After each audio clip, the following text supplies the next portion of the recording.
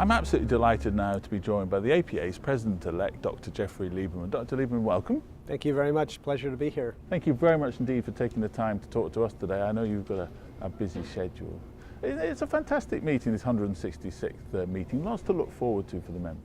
Absolutely. This is an exciting time for psychiatric medicine, for mental health care, and for the APA.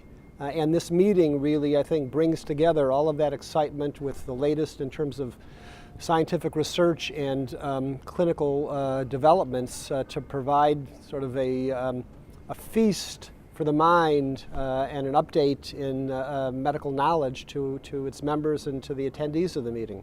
This is achieving sort of a new benchmark in terms of the meeting quality. Our president, Dilip Jeste, has put together a fabulous program with the program chairperson, Dr. Josepha Chong. The program is chock full of really high quality and diverse topics of clinical practice and the latest scientific research. And then there's a number of human interest topics as well, with stakeholder groups and consumers participating, including in the opening session, a conversation between Dr. Jeste and Ellen Sachs, who's a wonderfully talented woman who has schizophrenia, but is also the associate dean of the law school at the University of Southern California and the author of a book called The Center Cannot Hold. Now, you're president-elect as we speak. Obviously, you'll be taking over as president of the APA. Maybe you can give us a little bit of a flavor of what your agenda, your priorities are going to be.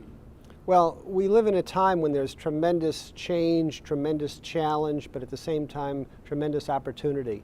And so I hope that I can use my time as president to really meet these challenges and get the APA to meet these challenges in the optimal way, but in a way that also turns them into opportunities, which I think for psychiatry are really, in mental health care, are unique.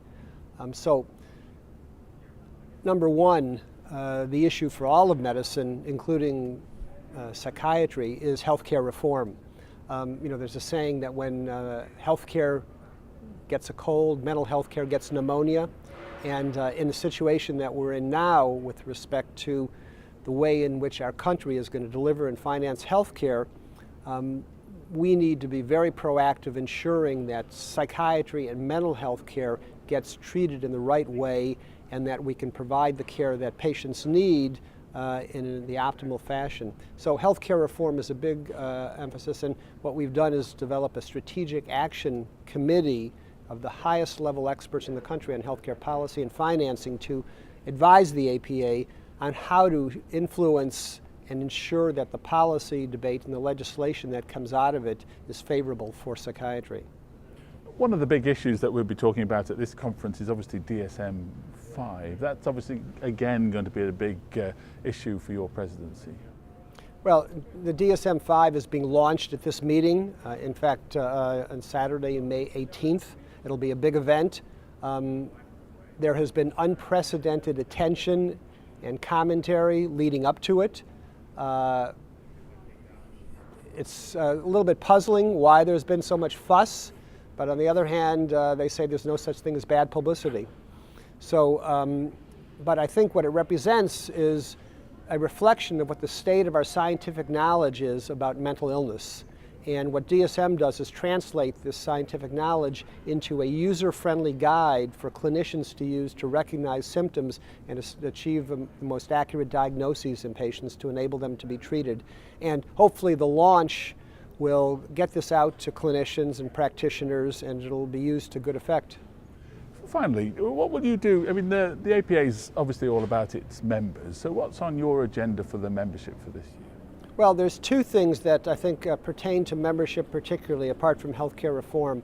One is that the public awareness of mental illness and what they need to know in order to gain access to good mental health care and psychiatric treatment is limited. And we need to do a better job at trying to enhance public awareness and also raising the awareness of the media, which is an important vehicle of information to the public.